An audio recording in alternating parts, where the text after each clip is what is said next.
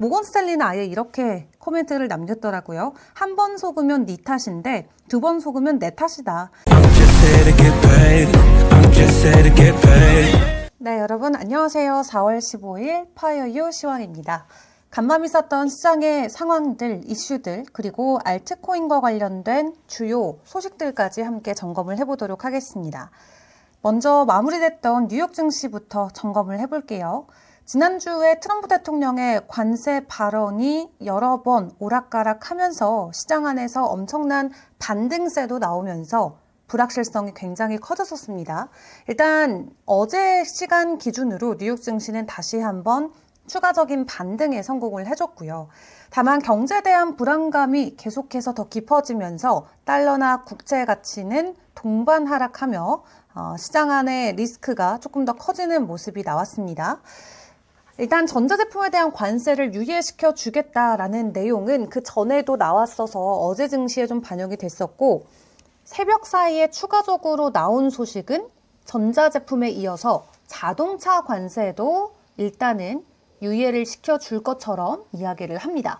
일단 진행이 되긴 했는데 그 안에서 기업들에게 도움이 될 수 있는 게 어떤 것들이 있는지 고민을 해보겠다라고 이야기를 했거든요. 자동차라던가 철강, 알루미늄 이미 25%대 관세가 부과가 됐는데 시장의 분위기가 좀 좋지 않자 트럼프 대통령이 하나둘 본인의 의견을 철회하면서 좀 입장이 상반된 내용들을 공개를 하고 있습니다. 만약 자동차 관세도 추가적으로 훨씬 더 유연한 조치가 나오게 된다면 시장에서는 충분히 환호할 만한 재료가 될 수가 있을 것 같고요. 본인이 이렇게 자동차 관세에 대한 언급을 하면서 나는 매우 유연한 사람이다 이렇게 평가를 했습니다. 그러면서 나는 그 누구도 해치는 거를 원하지 않는다라고 일단 이야기를 했는데, 사실 트럼프 대통령의 발언으로 시장에 엄청난 급등과 급락이 나오면서 참 많은 분들께서 참 피로감과 그 피해를 보셨을 거라고 생각이 듭니다. 그럼에도 트럼프 대통령은 본인은 그 누구도 해치고 싶지 않다라고 이야기하면서 유연하게 모든 걸 검토하겠다라고 일단 좀 우호적으로 이야기를 했습니다. 해당 소식과 함께 간밤 뉴욕 증시에서 당연히 자동차 관련주들의 주가 상승도 있었고요. 트럼프 대통령이 이렇게 말을 매일매일 다르게 하다 보니까 지금 세계에서 우려하고 있는 부분은 이겁니다. 이 기축통화에 대한 신뢰도가 손상되고 있다라고 이야기하면서 모건스탠리는 아예 이렇게 코멘트를 남겼더라고요. 한 번 속으면 네 탓인데 두 번 속으면 내 탓이다. 그러니까 트럼프 대통령의 이러한 움직임이 처음은 그럴 수 있는데 이게 두 번 되면 처음에 이제 손해를 보면 그건 트럼프 탓이 맞지만 두 번, 세 번 계속 반복되는 트럼프 이런 움직임에 우리가 그대로 놀아난다면 결과적으로는 그거는 우리의 책임도 있다라는 거죠. 일단 간밤에는 추가적인 하락보다는 다시 한번 상승 기조가 이어지면서 지난주부터의 뉴욕 증시 상승 기대감은 계속해서 나오고 있고요. 덕분에 비트코인 또한 추가 하락을 강하게 보이진 않았습니다. 어제 있었던 84,000달러대 가격을 잘 유지를 하고 있습니다. 그런 가운데 간밤 시장에 또 추가적으로 긍정적인 소식을 전해줬었던 이슈 중에 하나가 바로 윌러 이사의 발언이었습니다. 금리 인하가 하반기에 예상되긴 하지만 경기 침체가 나타나게 되면은 앞당길 수도 있다 이렇게 이야기를 합니다. 또 관세 때문에 인플레이션에 대한 영향은 있기는 있는데 생각보다 오래 가거나 그리 크진 않을 수도 있다라는 평가의 말을 내놓기도 했고요. 그리고 우리가 어제 기대했던 간밤 있었던 트럼프 그리고 부켈레 대통령과의 회담 속에서 결국 비트코인의 B자도 나오지 않았습니다.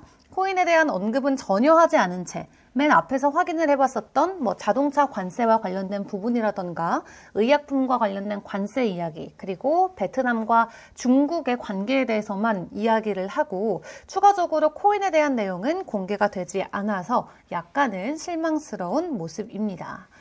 자, 그렇다면 지금의 비트코인의 모습은 어떨까요? 바로 체크를 해보겠습니다. 가격을 놓고 봤을 때는 전일 대비는 0.7% 하락한 84,700달러 선을 지나가고 있는데요. 지난 7거래일 연속으로 일단 현물 ETF 쪽에서는 자금 유출이 이어지고 있습니다. 비트코인 시장에서도 트럼프 관세 정책 때문에 시장 안에서의 불안감이 기관들의 돈을 빼고 있다라고 분석을 하고 있고요. 이더리움 쪽 같은 경우도 동일하게 하락세가 이어지고 있는데 중요한 건 주간 기준으로 무려 7주 동안 자금 유출이 이어지고 있다라는 부분입니다.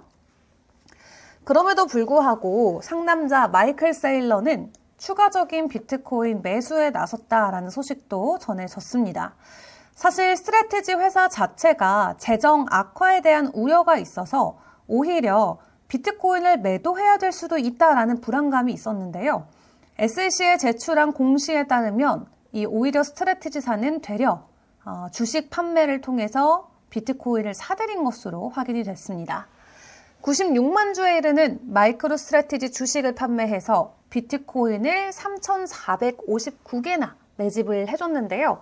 평균 단가로는 82,000달러 정도였다라고 하고요. 지금 올해 들어서 일단 비트코인의 수익률은 11%를 달성한 것으로 확인이 되고 있습니다. 이로써 스트래티지사는 이제 무려 50만 개가 훌쩍 넘는 가격을 비트코인의 개수를 들고 있게 됐고요. 추가적으로 비트코인을 매집하겠다라는 의사도 확실하게 보여주고 있습니다. 그런 가운데 홍콩을 기반으로 하고 있는 HK 아시아홀딩스 홍콩 상장사죠. 여기에서도 비트코인의 추가 매입 소식을 공시했습니다. 이번 매입으로 인해서 이제 이 기업이 들고 있는 개수는 29개 정도로 이 앞에서 확인했던 스트래티지와 비교하자면 상당히 귀여운 비트코인의 수치입니다.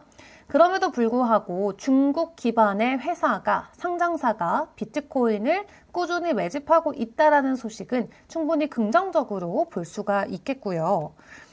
이로써 기업들은 이제 68만 8천 개의 비트코인을 보유하게 된 것으로 비트와이즈의 데이터에 따르면 확인을 해볼 수가 있습니다. 지난 분기 대비해서 16%가 증가했다는 게 상당히 긍정적인 수치로 볼 수가 있겠죠. 분기 대비는 16% 증가가 됐습니다. 지금 기관들이 계속해서 비트코인을 매집하는 흐름들을 보여주고 있는데 비트코인 가격 측면에서는 긍정적인 요인으로 충분히 볼 수가 있겠고요. 다만 비트코인을 대량으로 보유하고 있는 고래들 같은 경우도 동일하게 증가 흐름을 최근에 보여주고 있습니다.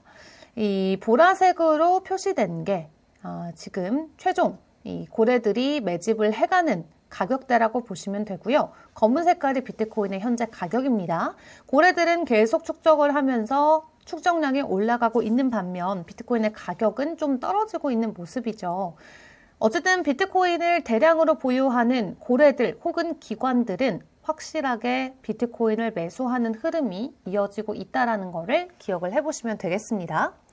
자, 그렇다면 파이어유를 통해서 바라보는 비트코인의 모습은 어떨까요? 파이어유 시황을 통해서도 체크를 해보겠습니다. 네, 비트코인 도미넌스부터 확인을 해보시죠. 62.8%로 어제와 동일한 수치를 보여주고 있고요. 파이어 스코어는 8.2%를 가리키고 있습니다. 파이어 프라이스는 지난 1시간 동안 오르고 내리는 종목들의 비율을 보여주는 거죠. 이 파이어 시황을 통해서 확인해본 파이어 프라이스 60%는 코인들이 오른 것을 보여주고 있고요. 그중에 40%의 코인은 내림폭을 지난 1시간 동안 보인 것으로 보여집니다. 또 앞으로 오를 수 있는지를 체크할 수 있는 파이어 스코어 같은 경우는 40%가 라이징, 오르고 있음을 오를 것이다 라는 것에 이야기를 하고 있고요. 다만 52%가 떨어질 수도 있다라는 쪽에 더 쏠려 있습니다. 단기적인 추세를 확인해보는 RSI 시그널 같은 경우는 이 S에 대한, 숏에 대한 시그널이 82.5%로 비교적 롱보다는 더 강한 모습이고요. 파이어 시그널 같은 경우도 82.25%로 단기를 보나 장기를 보나 좀 추가적인 주가 하락이 예측이 되는 코인들이 더 많습니다. 다만 4일 추세로 놓고 보는 파이어 트렌드 같은 경우는 60%가 상승을 가리키면서 나름 긴 호흡에서는 나쁘지 않은 시장의 모습을 체크를 해볼 수가 있겠는데요. 지금 시각 기준으로 비트코인의 모습도 점검을 해보겠습니다. 일단 지난 13일 저녁에 롱에 대한 시그널이 뜨고 나서 조금씩 저점을 높여주는 모습이 나오고 있습니다. 저점을 높이면서 파이어라인 윗단까지 캔들이 확실히 올라간 모습인데요. 트렌드 같은 경우는 다만 이 하락 채널의 상단까지 올라가는 모습이 조만간 그려질 것으로 보여집니다. 장기 추세는 여전히 상승에 대한 추세 라인을 그려주고 있기 때문에 이 단기적인 추세의 상단을 뚫고 올라가게 됐을 때 상승 추세로의 전환을 기대를 해봐도 좋을 것 같고요. 그 가운데 바이와 셀에 대한 시그널도 체크를 하시면서 단기적으로 접근하실 분들께서는 전략을 세워보시면 좋을 것 같습니다. 자, 그런 가운데 리플이 최근에 조금의 가격 변동성을 보입니다. 바로 쉬프트와 파트너십을 맺는다라는 루머에 의해서 주말부터 가격 변동성이 나왔기 때문인데요. 여기서 이야기하는 쉬프트는 글로벌 금융 네트워크인 국제은행 간 통신협회를 의미를 합니다. 근데 이 스위프트가 리플의 블록체인 기술 도입을 시사하면서 투자 심리에도 영향을 주고 있습니다. 그래서 시장에서는 리플이 만약 2.22달러의 저항선을 돌파한다면 2.4달러까지도 상승할 수 있겠다라는 전망이 나오고 있는 상황이고요. 그렇다면 이 추세 안에서 리플은 과연 어떤 모습을 보여줄 수 있을지 파이어유 차트를 통해서도 함께 체크를 해보겠습니다. 네, 리플의 모습 바로 확인을 해보시죠. 리플 같은 경우는 현재 파이어라인 아래에서 캔들이 형성이 되어 있습니다. 최근에 롱과 숏에 대한 시그널이 굉장히 가깝게 포착이 됐었는데요. 일단 오늘 오전 기준으로는 다시 한번 숏에 대한 시그널이 나오면서 파이어라인 아래 캔들이 형성되고 있는 상황이고요.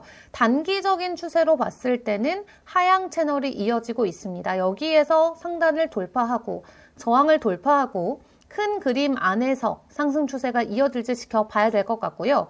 일단 상승 추세의 하단부인 2.1달러 선을 밑도는지 그에 대한 여부를 점검을 해보시는 게 중요할 것 같습니다. 자, 그리고 솔라나에 대한 소식도 전해졌습니다. 캐나다가 솔라나 ETF를 출시를 하는데요. 여기에서 특별한 점은 바로 스테이킹이 허용된다라는 점입니다. 세계 최초로 솔라나의 현물 ETF가 오는 4월 16일부터 캐나다에서 진행이 되는데 보통 캐나다에 이렇게 상장되고 나면 미국도 뒤따라서 상장하는 경우가 상당히 많습니다. 그래서 미국의 어떤 선행 지표로도 우리가 확인을 해볼 수가 있기 때문에 솔라나로의 현물 ETF 출시 이후 기관들의 자금 유입이 얼마나 들어오는지에 따라서 솔라나 추가적인 변동성을 충분히 보일 수가 있겠습니다. 그렇다면 지금 파이어 시황을 통해서 이 솔라나의 모습도 함께 체크를 해보도록 할게요. 네, 솔라나 모습입니다. 지금 동일하게 리플과 같은 구간에서 S 시그널이 떴습니다. 캔들들이 이 파이어 라인 아래에서 가격을 형성하고 있는 상황인데요. 다만 장기적인 추세에서는 아직까지 상승에 대한 기대감이 남아있는 상황이고 다만 하단 부근에 캔들이 위치해 있다는 부분에서 추가적인 지지를 뚫고 내려가진 않는지 지켜보시는 게 중요할 것 같습니다. 자, 간밤에 뉴욕 증시는 추가적인 상승을 보였는데 암호화폐 시장 안에서 뚜렷한 급등 흐름은 나타나고 있지는 않습니다. 다만 추가적인 상승에 나올 수 있는 재료들이 시장에 많이 포착이 될 수 있을지 주요 이슈들은 매일 아침에 저희와 함께 점검을 해보시길 바라겠고요. 파이어유 시황은 내일 이 시간 다시 돌아오도록 하겠습니다. 안녕!